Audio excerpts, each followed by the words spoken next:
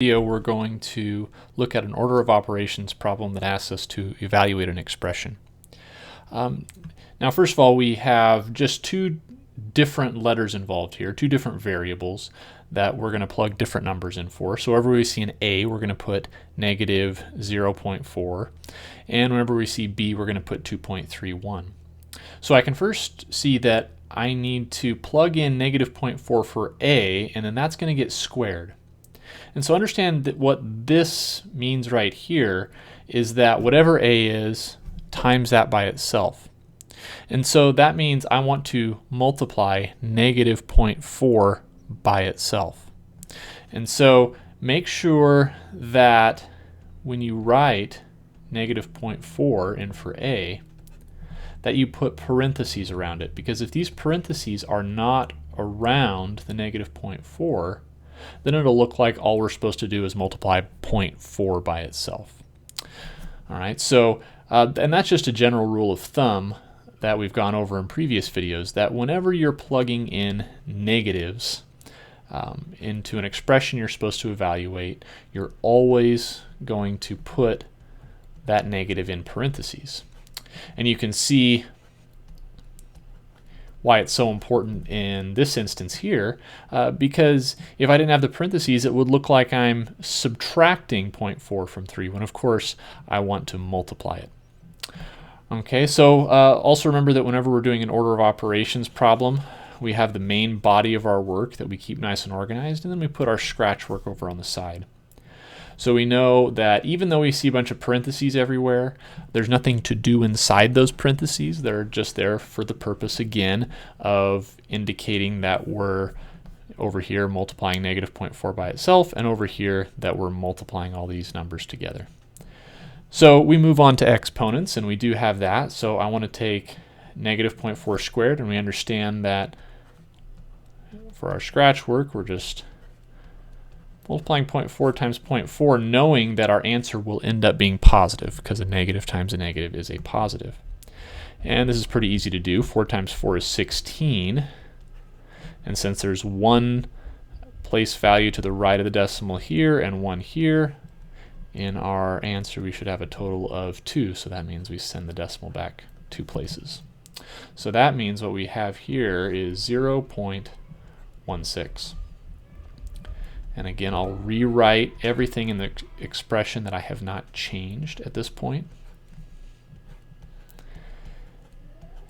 And so we can see what's left is we've got subtraction to do, and then we have multiplication to do. And we know that multiplication always comes before subtraction.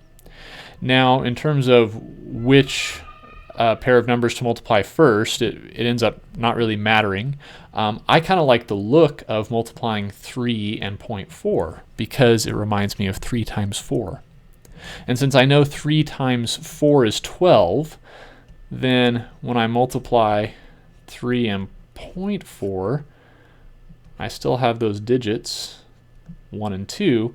The only difference is since there's one place value to the right of the decimal in 0.4, there's also going to be 1 in my product.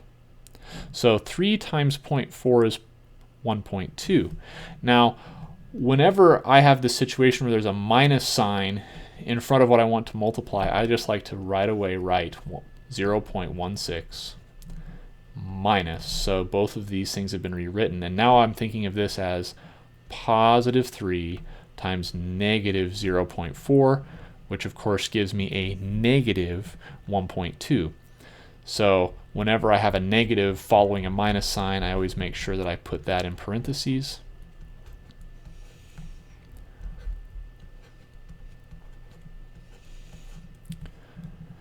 And we of course need to multiply these two numbers together before we do any subtraction. Again, I'm going to rewrite the rest of the expression, the 0.16 minus, and then I'm going to worry about multiplying these two numbers. I can see I have a negative times a positive, so right away I'm just going to put parentheses negative to remind myself that whatever I get when I multiply these out, I will have a negative answer. And then do my scratch work down here.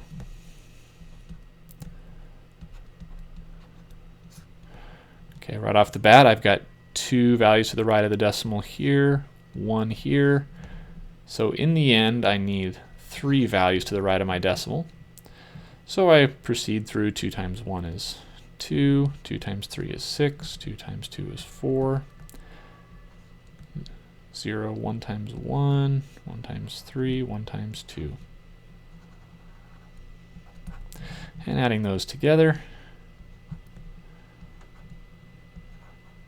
we've got 2772, and there's 3 places to the right of the decimal, so my decimal point needs to go back here. And so we have 0.16 minus negative 2.772. So to finish the problem, of course, we can see that we have minus a negative, which we know turns into plus a positive by cross the line, change the sign. So really we just end up adding these two numbers together. And so that's my last bit of scratch work. Of course, be cautious after you've been doing some multiplication of decimals to go back to lining up all your place values carefully when you're adding. We don't have to be careful about that with multiplication, but we certainly do with addition. So our answer here is 2.932.